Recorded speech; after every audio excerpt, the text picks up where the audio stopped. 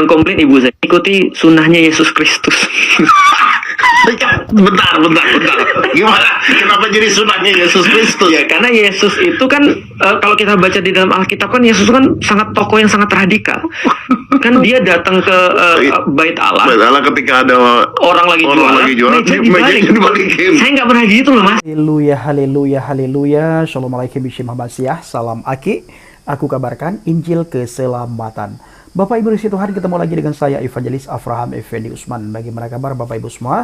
Tentu luar biasa. Dan saudaraku para pencinta Jaha Bagian, bagaimana tanggapan Bapak Ibu semua ketika kita sama-sama mendengar, menyimak apa yang dibicarakan oleh orang-orang di cuplikan video di awal tadi, saudara. Itu sedikit cuplikan videonya, ya. Sementara kita melihat beberapa waktu yang lalu, Deddy Corbuzier itu begitu marah sekali terhadap saudara kita Elia Miron. Dia berkata Elia Miron itu salah masuk kamar. Nah, padahal Elia Miron menjawab apa yang ditanyakan oleh si penanya. Jadi kalau kita melihat dia, saudaraku, bahkan dia menertawakan, kesannya itu ada olok-olokan di situ.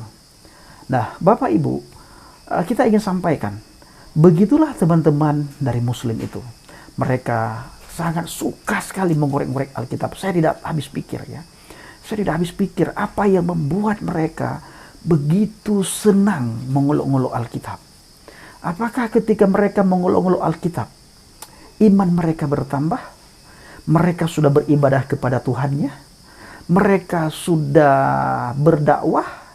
Mereka sudah menyampaikan hal yang menurut mereka itu benar? Seharusnya mereka itu perlu evaluasi. Ya, perlu banyak merenungkan, perlu banyak introspeksi diri. Kenapa sedikit-sedikit suka mencari celah, ya, untuk menghina Alkitab? Bagaimana Alkitab itu bisa mereka hina? Ya, nanti saudaraku, ketika kita bahas kitab mereka, itu akan banyak orang teriak nama Tuhan, tangkoi. Teriak nama Tuhan, holol darah, teriak nama Tuhan, penistaan agama, bla bla bla bla, dan sebagainya, saudara. Saya sangat bersyukur ketika saya menemukan kebenaran itu memerdekakan saya. Bapak Ibu, di luar Alkitab itu tidak ada kebenaran. Makanya teman-teman itu selalu mengorek-ngorek Alkitab. Sampai-sampai banyak sekali di antara para polemikus mencari nama junjungannya di dalam Alkitab yang sudah mereka anggap palsu, saudaraku. Ya, Alkitab kita sudah dianggap palsu, tetapi nama junjungan mereka cari, mereka memaksakan diri mereka supaya nama junjungan mereka tertulis di kitab yang sudah mereka anggap palsu. Nah, ini saudaraku. Nah, kembali lagi Bapak Ibu, ya. Beberapa waktu yang lalu Deddy Corbuzier itu begitu marah sekali sama Elia. Sangat marah sekali. Malah masuk kamar orang. Bla bla bla bla dan sebagainya. Dia ketika mengundang Haikal Hasan juga salah masuk rumah orang, masuk kamar orang, bahkan bukan saja masuk, mengacak-ngacak kamar orang. Nah, kemarin dia undang orang. Sama juga. Ya, Felix Yao. Bagaimana hinaan dia terhadap Tuhan Yesus. Tuduhan dia terhadap Tuhan Yesus itu bagaimana? Seandainya kebalikan daripada itu kita lakukan, kita katakan terhadap nabi mereka, Bapak Ibu, itu sudah mereka teriak nama Tuhan, tangkoi, teriak nama Tuhan, halal darah. Nah ini. Maka kalau kamu Deddy Corbuzier, agamamu tidak mau diganggu, kamu jangan mengganggu agama orang lain. Ya. Ketika ada orang yang kamu undang, jangan sampai orang itu mengacak-ngacak kamar orang lain. Ini orang yang kamu undang bukan saja salah masuk kamar, tetapi mengacak-ngacak kamar orang lain. Ya, sebagaimana kamu marah terhadap kamarmu diacak-acak, kamarmu dimasukin orang, begitu juga sebaliknya. Kamu jangan masuk kamar orang lain, Deddy Corbuzier. Jangan, ya. Jangan masuk kamar orang lain. Nah, Bapak Ibu, saya ingin mengajak kita semuanya untuk melihat cuplikan video dan nanti akan ditanggapi oleh seorang hamba Tuhan yang sangat bagus tanggapan beliau, ya. Sangat bijaksana tanggapan beliau. Bagaimana cuplikan videonya? Mari kita simak cuplikan video berikut ini. Yang komplain ibu saya, ikuti sunnahnya Yesus Kristus. Bentar. Gimana? Kenapa jadi sunahnya Yesus Kristus? Ya, karena Yesus itu kan kalau kita baca di dalam Alkitab kan Yesus kan sangat tokoh yang sangat radikal. Kan dia datang ke bait Allah. Bait Allah ketika ada Orang lagi jualan, meja dibalikin. Saya nggak pernah gitu loh, Mas. Shalom saudaraku yang terkasih. Di video yang tadi kita dapat melihat podcastnya Deddy Corbuzier dengan bintang tamu Ustadz Felix Xiao. Nah, di dalam video itu saya ingin meluruskan apa yang dikatakan oleh Felix Xiao, bahwasanya Yesus itu radikal, Yesus itu provokator. Nah, memang dia berkata demikian mengingat kembali kisah di mana dia bersenda gurau dengan sang ibunda ya. Nah, untuk hal itu saya tidak ikut campur, yaitu urusan beliau dengan keluarga beliau. Tetapi yang saya mau luruskan, apakah memang benar Yesus itu radikal, Yesus itu provokator. Dan ayat yang dikutipnya adalah dari kitab Injil mengenai di mana Yesus membalikkan meja-meja penjual-penjual burung penukar uang di bait Allah. Ya, kalau di dalam Injil Matius kita dapat melihatnya di Injil Matius pasal ke-21 ayat ke-12. Nah, saudaraku, apakah Yesus itu radikal? Nah, saya ingin memberikan perumpamaan supaya dimengerti ya. Misalnya ada beberapa orang datang ke rumah kita. Lalu orang itu berjualan di teras rumah kita. Bagaimana sikap kita sebagai pemilik rumah itu? Padahal kita tidak mau ada orang berjualan di depan rumah kita, di teras rumah kita. Pertama yang kita lakukan mungkin kita akan menegurnya, menasehatinya. Tetapi kalau itu tidak bisa bagaimana? Terpaksa kita tempuh jalur hukum. Gitu ya. Nah, itu masih rumah kita. Bagaimana dengan rumah Allah? Rumah Tuhan. Saya ingin mengajak yang nonton video ini. Kalau kamu memang umat beragama, apapun agamanya, agama siapa yang mengizinkan rumah ibadahnya dijadikan tempat berjualan? Saya rasa tidak ada ya.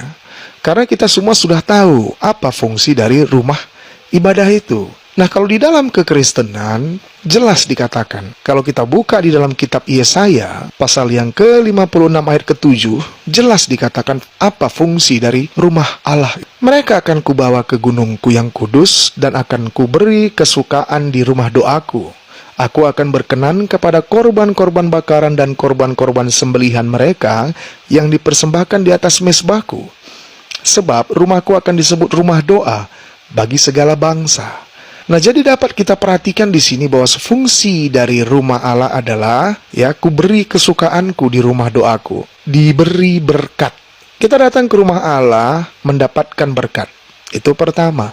Kedua, membawa korban. Bisa korban sembelihan, bisa juga korban bakaran. Nah, inilah fungsi dari rumah doa, rumah ibadah. Begitu ya. Tetapi mengapa Yesus juga melakukan hal itu? Dia membalikkan meja-meja. Mengapa? Mari kita ingat perumpamaan yang di awal tadi, saudaraku. Yang berhak mengusir para pedagang-pedagang di rumah kita siapa? Tentunya si pemilik rumah, betul? Lalu, apa hubungannya dengan Yesus? Saudaraku yang terkasih, ini hanya membuktikan bahwasanya Yesus itu adalah Allah. Itu adalah rumah Allah. Dia membalikkan meja-meja dan mengusir para pedagang itu karena memang dia punya hak. Dia punya hak di rumah Bapaknya. Itulah sebabnya Yesus berkata, rumahku akan disebut rumah doa, rumahku. Nah, jadi yang berhak itu adalah si pemilik rumah, yaitu dalam hal ini ialah Yesus, sebab dia adalah anak Allah itu, ya. Jadi bukan radikal gitu loh. Yesus punya hak untuk mengusir mereka, sebab itu adalah rumah Bapaknya, rumah Allah, sebab dia adalah anak Allah. Nah, yang radikal tuh begini. Anggaplah ada satu negara yang isinya berbeda-beda keyakinannya atau rasnya, sukunya. Dan ketika satu suku dengan begitu fanatiknya dia dengan keyakinannya ataupun dengan budaya adat istiadatnya, lalu memaksakan adat istiadat dan keyakinannya itu dalam satu negara mengikuti keyakinannya atau adat istiadatnya itu, lalu karena ditolak, dia berbuat anarkis. Nah, ini yang disebut dengan radikal. Mengapa? Karena satu negara itu kan penduduknya bukan cuma agama dia saja, bukan cuma adat istiadat dia saja, gitu loh. Tapi ketika dia memaksakan keyakinan dan adat istiadatnya dalam suatu negara, lalu dia bertindak anarkis, ini baru namanya radikal loh Ustadz. Tetapi Yesus, dia mengusir para penyamun di rumah bapaknya, di rumahnya. Rumah bapak ya rumahnya juga. Sebab dia adalah anak Allah. Dan itu bukan radikal, tetapi dia berhak menghakimi. Dia berhak mengusir para penyamun-penyamun itu. Nah lalu, apakah Yesus itu seorang provokator? Saya tidak menemukan ayatnya di mana Yesus itu provokator. Memang perkataan Anda ini ketika Anda mengingat sedang bersenda gurau atau sedang bercanda dengan ibunda gitu kan. Tapi ya janganlah begitu gitu kan. Karena ada juga tuh yang baru-baru ini komika juga karena bercanda loh, membawa nama Nabi Anda, ya padahal dalam konteks bercanda loh. Tetapi ya kita tahu sendirilah ya. Nah jadi bahkan setelah Yesus mengusir para penyamun-penyamun itu, para pedagang-pedagang penukar uang itu, malahan orang-orang sakit ya, kalau kita baca di ayat selanjutnya, maka datanglah orang-orang buta dan orang-orang timpang kepadanya dalam bait Allah itu, dan mereka disembuhkannya. Dia malah melakukan mukjizat loh di situ. Jadi provokator dari mana? Anda mau mengatakan dia memprovokasi orang-orang buta, orang-orang timpang itu begitu? Tidak, dia melakukan mukjizat setelah itu, ya. Ya jadi ini aja yang bisa saya sampaikan kepada saudara-saudaraku seiman supaya kiranya video ini dapat membentengi iman kamu. Terima kasih dan Tuhan Yesus memberkati. Nah, saudaraku dikasih Tuhan, para pencinta Jalha Baget, bagaimana tanggapan Bapak Ibu semua setelah kita sama-sama mendengar apa yang disampaikan oleh seorang hamba Tuhan yang begitu bijaksana penyampaian beliau. Mari kita pergunakan komentar kita dengan bijak Bapak Ibu. Dan di akhir video saya selalu mengajak Bapak Ibu semuanya, kita semuanya supaya kita tetap berteguh di atas fondasi iman yang benar. Sebagaimana saya katakan tadi, kita harus bangga, kita sudah beriman kepada Adonai Yeshua HaMashiach. Di luar dia tidak ada jaminan kepastian keselamatan. Bahkan di luar dia itu tidak ada kebenaran, saudara ya. Di luar Yesus bukan saja tidak ada keselamatan, tetapi di luar Yesus tidak ada kebenaran. Kebenaran yang sejati hanya kita dapatkan di dalam pribadi Yesus Kristus. Yang lain Bapak Ibu itu hanya pembenaran. Kalau kita adalah kebenaran. Makanya Yesus katakan, akulah kebenaran. Dia juga berkata, akulah jalan. Dia juga berkata, akulah kehidupan. Yang lain tidak ada yang berani berkata seperti itu. Bapak Ibu boleh cek ya, tidak ada satupun nabi dan rasul yang berani berkata seperti yang dikatakan oleh Yesus dalam Injil Yohanes 14 ayat yang ke-6. Sekali lagi kepada Deddy Komposer, kalau Anda tidak mau dimasukin ya, kamar Anda tidak mau dimasuki oleh orang lain, Anda jangan masuk ke kamar orang lain. Bahkan Anda dan teman Anda itu sudah mengacak-ngacak kamar orang lain.